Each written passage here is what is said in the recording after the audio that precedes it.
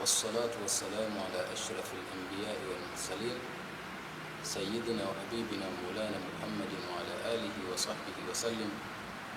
رب اشرح لي صدري ويسر لي أمري واحلل عقدة من لساني يفقه قولي. Ndugu Islam, hikum bitahiyati al-Islam. Assalamu alaykum wa rahmatullahi wa barakatuh. Tunaendeleza kipindi chetu cha talaka ndani ya Uislamu, talaka katika sheria ya Uislamu, na leo kwa uwezo wake Allah subhanahu wa ta'ala tutakuwa katika sehemu ya 8. Kipindi kilichopita tulizungumza na tukaishia katika sehemu inayosema lau mtu atamwacha mkewe ambaye hajawahi kumwingilia talaka moja na baadaye akamwacha talaka nyingine, hii talaka ya pili ambayo ameitoa haihesabiki kuwa ni talaka. Ama yule ambaye ameingiliwa na mumewe akaachwa talaka moja na mume huyu akarejea tena kumpa talaka mkewe kabla ya kumrejeza katika ndoa yake, na akawa bado yupo katika ida yake, talaka hii huhesabika kuwa ni talaka ya pili. Hivyo leo tutachukua kipengele cha 3 ambacho tuliahidi kuja kukizungumza, ambayo ni kule kuwa kwake talaka imma ni ya sunni au iwe ya bid'a. Talaka ya sunna, wamegawanya wanawachuoni talaka kutokana na sifa yake ilivyo, ima iwe ya sunna ama iwe ya bid'a. Na hii talaka ya sunna ni mwanamume kumwacha mkewe ambaye atamuacha kwa njia ambayo imeelekezwa njia hiyo na Qur'ani tukufu au sunna za Mtume sallallahu alaihi wasallam, kwa mfumo ayuki azwaj li zawjatihi almadkhul biha talqatan wahida, atoe mwanamume kumpa mkewe ambaye ameshawahi kumuingilia kumpa talaka moja, fi tuhrin lam yujami'ha fiha, fi tuhrin lam yujami'ha fiha, ampe talaka katika tohara ambayo hajamuingilia ndani ya tohara hiyo. Kwa maana mwanamume huyu ambaye atatoa talaka kumpa talaka mkewe, ni sharti ili talaka hii iwe ya sunna, ampe talaka katika tohara ambayo hajamuingilia katika tohara hiyo, amwache aingie katika haidhi, na baada ya kutoka katika haidhi kabla hajamuingilia ampe talaka. Hii ndio itahesabika kuwa ni talaka miongoni mwa talaka za sunna, na hii inapatikana katika kitabu cha Allah subhanahu wa ta'ala aliposema Allah subhanahu wa ta'ala katika suratul Talaq, ya ayuhan nabiy idha talaqtumun nisaa fatalliquhunna li'iddatihinna, ewe mtume mtukufu wa daraja, pindi mtakapowaacha wanawake basi waacheni wanawake katika nyakati zao. Allah subhanahu wa ta'ala katika aya hii ametuamrisha ya kwamba tuwaache wanawake wakati wakiwa katika hali za ida zao, ay nutalliquhunna, tuwaache fi taharati wa hunna at-tahirati, na wao wakiwa wako tahara, min al-haidhi wan nifasi, hawana haidhi wala nifasi. Kwa maana tuwaache wanawake wakiwa hawapo katika haidhi wala nifasi, wa qabla an namassa hunna, na kabla wanawake hawa hatujawagusa. Tukajua kwamba talaka ambayo ni ya kisheria ni ile talaka ambayo haikhalifu kitabu cha Allah subhanahu wa ta'ala wala sunna za Mtume, nako ni kumwacha mwanamke ambaye umemuingilia, umwache katika tohara ambayo hujamuendea katika tohara hii. Na katika masala hii kuna usamehevu wa Uislamu kwa namna ambayo Uislamu umempa mume haki ya kutoa talaka na baadaye ukamuongoza mfumo ambao ataitoa talaka, mfumo ambao hautakuwa na madhara mfumo huo kwa mwanamke wala kwa yeye mwenyewe mwanamume kwa kule kumwacha mkewe. Nayo ni kwa sababu mwanamke pindi endapo akaachwa katika hedhi, lam takun fi waqti al-idda, huyu hatakuwa katika wakati wa idda, fa idhan tatulu alaiha, kwa hivyo itakuwa ni refu kwake yeye al-idda, ila kwa maana utakapomwacha akiwa katika hedhi hii uliyomwachia haihesabiki ni katika hedhi zile ambazo wameambiwa wakae eda kwa kupitia hedhi hizo, kwa maana atasubiri hedhi inayokuja, nao muda wake utakuwa ni mrefu katika kukaa kipindi hicho cha eda. Kwa hiyo Allah subhanahu wa ta'ala akatuamrisha tuache katika tahara ambayo hatujawaingilia ili muda uwe ni mchache. Na kama mwanamume atamwacha mkewe katika hedhi, baki ya hedhi haitahesabika ni katika eda, na madhara yatakuwa kwake kwa ajili ya kurefusha huu muda.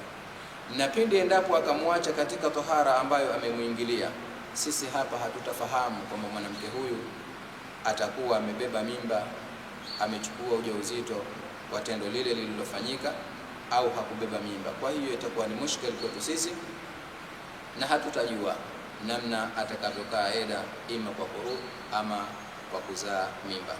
Ndio maana hadithi ya Mtume sallallahu alayhi wasallam ambayo ameipokea Nafi kutoka kwa Abdullah ibn Umar radhiyallahu anhuma, anasema Nafi, talaqa ibn Umar imra'atahu wa hiya haidh.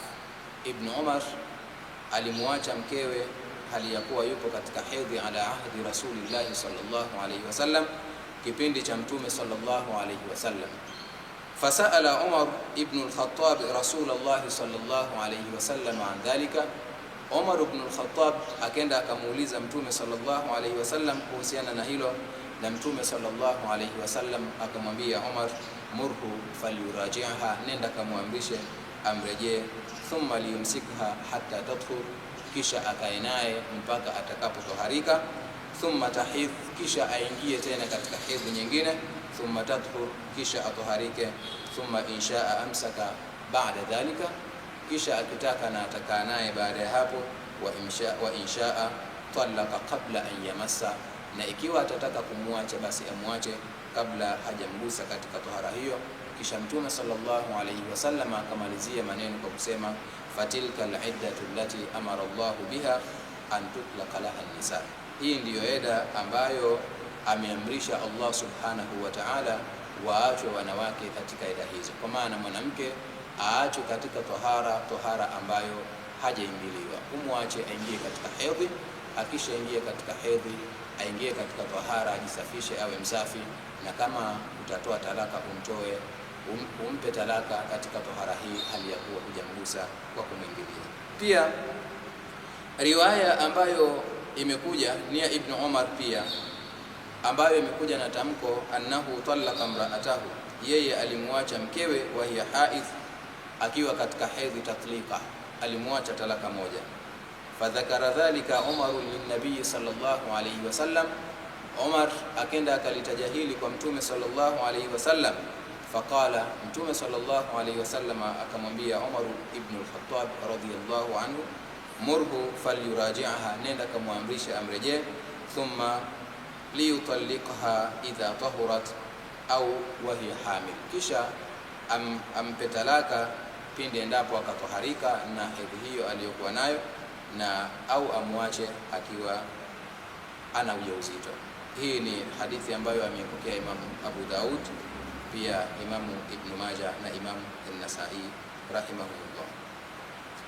Dalili ya hadithi hii iko wazi kama inavyoonekana, inatujulisha ya kwamba mtu yoyote atakayemwacha mkewe katika tohara ambayo hajamuingilia ndani ya tohara hiyo, anakuwa huyu amemwacha mkewe katika talaka ya sunna ambayo sio talaka ya bid'a, na yoyote atakayemwacha mkewe katika haidhi au akamwacha mkewe katika tohara ambayo ameshamuingilia katika tohara hiyo, atakuwa amemwacha mkewe katika talaka ambayo ni bid'a na sio talaka ya sunna ambayo imeamrishwa na kitabu pamoja na sunna za Mtume sallallahu alaihi wasallam. Talaka bid'a, baada ya kuizungumza talaka ya sunna ni ipi na vipi yatakiwe itolewe talaka ya sunna, tunakuja kupata kwamba talaka ya sunna inatakiwa mwanamume amwache mkewe katika tohara ambayo hajamuingilia, naye amwache talaka moja na si vinginevyo. Hii ndiyo talaka ya sunna ambayo Mtume sallallahu alaihi wasallam ameielekeza talaka hii waachwe wanawake. Ama tukija katika jambo la pili kuizungumzia talaka bid'a.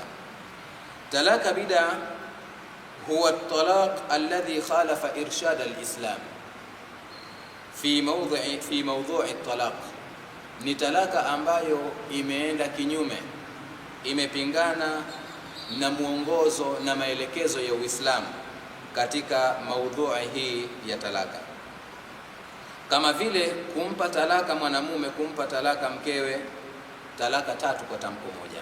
Hii inahesabika ni talaka bid'a. Ka an yaqula laha anti taliq 3, kama vile mwanamume kumwambia mkewe nimekuacha talaka 3, au kumwacha talaka 3 zenye kutofautiana, lakini fi majlisin wahid, katika kikao kimoja, kumwambia mkewe anti taliq, anti taliq, anti taliq, nimekuacha, nimekuacha, nimekuacha. Hii inakuwa ni talaka bid'a. Na vile vile lau atamwacha mtu mkewe katika hedhi au katika nifasi au katika tohara ambayo amemuingilia mwanamke huyu katika tohara hiyo, katika mfumo wowote miongoni mwa mifumo ambayo tumeitaja au imepita kutajwa kwake, talaka hii inahesabika ni talaka bid'a na wala sio talaka ya sunna. Ikithibiti kugawanyika talaka katika mfumo wa sunna na kibida, tunajua ya kwamba talaka ya sunna haina nizaa katika kutoka kwake, lakini tujiulize, ma martabatu au hukmu talaq albid'i, hal huwa halalu am haramu am makruh? Ni ipi nafasi ya talaka bid'a, talaka ambayo mwanamume atatoa kumpa mkewe katika tohara ambayo amemwingilia, au mwanamume kumpa talaka mkewe akiwa katika hedhi, au kumpa talaka mkewe akiwa katika nifasi, au kumpa talaka mkewe talaka 3 kwa tamko moja, au kumpa talaka mkewe talaka 3 kwa kuzitenganisha lakini akiwa katika kikao kimoja. Hizi zote ni aina ya talaka za bid'a. Sasa nafasi yake talaka hii ni nini? Ni makruhu, ni haramu au ni halali? Na je, talaka hii inatuka kama ambavyo inatuka talaka ya sunna? Tunajua ya kwamba talaka ya bid'a wamekubaliana maulamaa wa ahlu sunna wal jamaa ala annahu haram. Talaka hii ya bid'a ni talaka haram, kwa maana mwanamume atakayemwacha mkewe katika hedhi ametenda tendo la haramu kwa kule kumwacha akiwa katika hedhi. Akimwacha mkewe katika nifasi, au akamwacha talaka 3 kwa tamko moja, au akamwacha katika tohara ambayo ameshamuingilia, huyu mwanamume atakuwa ametenda tendo la haramu. Faidhan yathbutu al-ithm ala man fa'alahu, itathibiti dhambi kwa yule ambaye atalifanya tendo hili bighairi dharura, bila ya dharura. Ama kwa upande wa pili, je, talaka hii inatuka? Al-Hanafiya pamoja na Malikia na Shafi'ia na watu wa Hanabila, wao walienda bila ya kukhtalifiana ya kwamba at-talaqul bid'i waqi', talaka ya bid'a inatuka na inasihi, ma anna fa'ilahu athim, pamoja na kwamba huyu aliyeleta talaka hii bid'a anakuwa ni mwenye dhambi.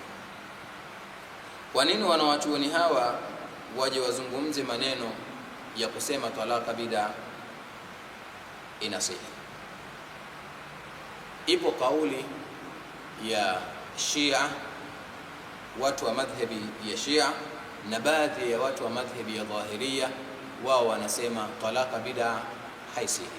Kwa maana endapo mtu akamwacha mkewe katika hedhi au katika tahara ambayo amemuingilia, au akamwacha talaka 3 kwa tamko moja, au akamwacha katika nifasi, wao wanawachuoni hawa wa Kishia na pia wanawachuoni wa Kidhahiria, baadhi ya wanawachuoni wa Kidhahiria rahimahumullah, wao wanasema talaka hii haisihi. Lakini wanawachuoni wa Ahlus Sunna wal Jamaa wamekubaliana ya kwamba talaka hii inasihi. Nao walituletea dalili za kutosheleza ya kwamba talaka ya mfumo wa bid'a ni talaka ambayo ukiitoa mwanamume inasihi, kwa kauli hiyo hiyo ya Ibn Umar radhiyallahu anhuma, ambayo wameipokea kundi miongoni mwa wanawachuoni, annahu talaqa imra'atahu wa hiya haidh, yeye Ibn Umar alimpa talaka mkewe hali ya kuwa yupo katika hedhi.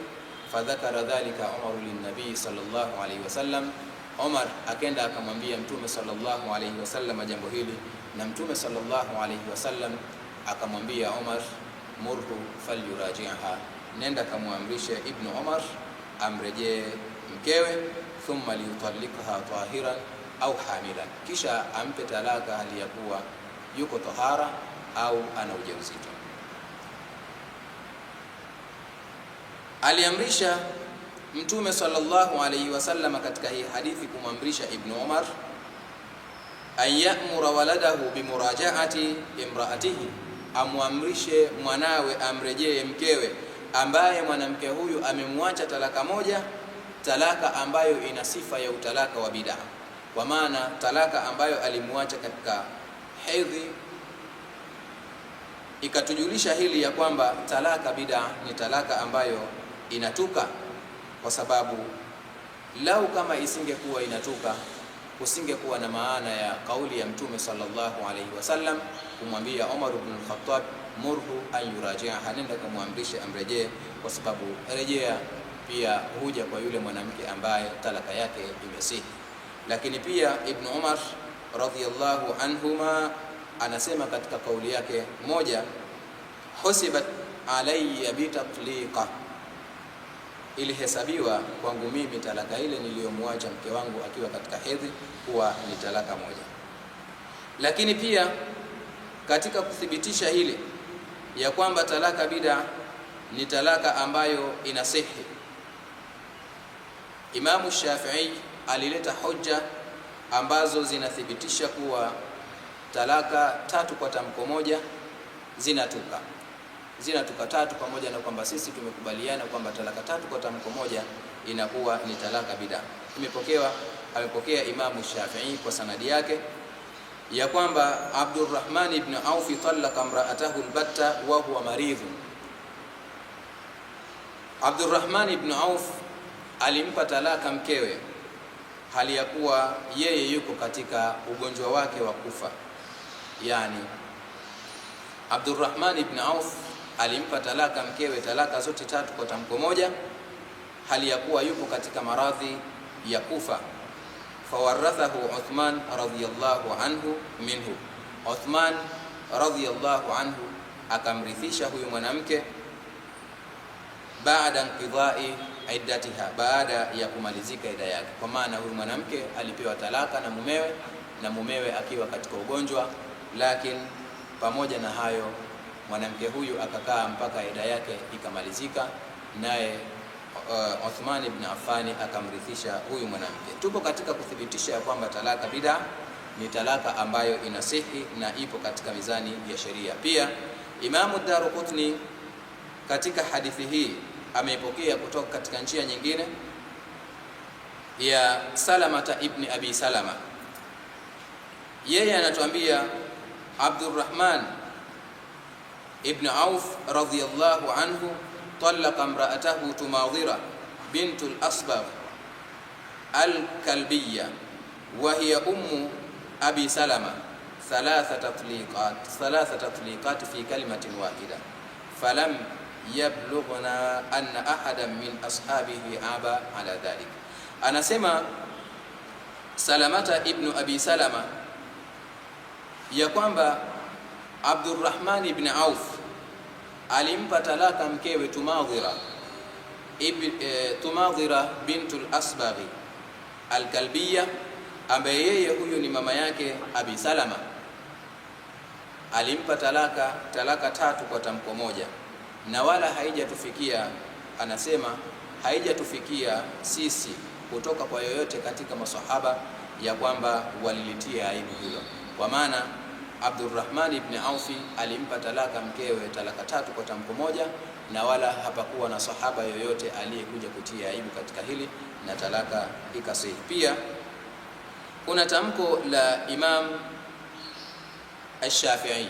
Imam Ash-Shafi'i anasema akhbarana ibn Abi Zawaid wa Muslim ibn Khalid an ibn Jurayj qala akhbarani ibn Abi Malika annahu sa'ala ibn Zubair an rajulin yutalliqu imra'atahu fayabittahu thumma yamutu wa hiya fi iddatiha. Hadithi hii Imam Shafi'i anasimulia ya kwamba Ibn Abi Malika yeye alimuuliza Abdullah ibn Zubair kuhusiana na mtu ambaye anamwacha mkewe talaka 3 kwa tamko moja, thumma yamutu, kisha huyu mtu anakufa, wa hiya fi iddatiha, akiwa mwanamke huyu bado yupo katika ida yake. Faqala Abdullah ibn Zubair akajibu kwa kusema talaka Abdurrahman ibn Auf Tumadhira bint al-Asbaghi al-Kalbiyya fabattaha thumma mata wa hiya fi iddatiha fawarathaha Uthman. Qala ibn Zubair fa amma ana fala ara an taritha al-mabtuta. Abdullah ibn Zubair anasema Abdurrahman ibn Auf alimuacha mkewe Tumadhira talaka 3 kwa tamko moja, kisha akafa hali ya kuwa huyu mwanamke yupo katika eda. Uthman ibn Affan akamrithisha mwanamke yule baada ya kufa Abdurrahman ibn Auf.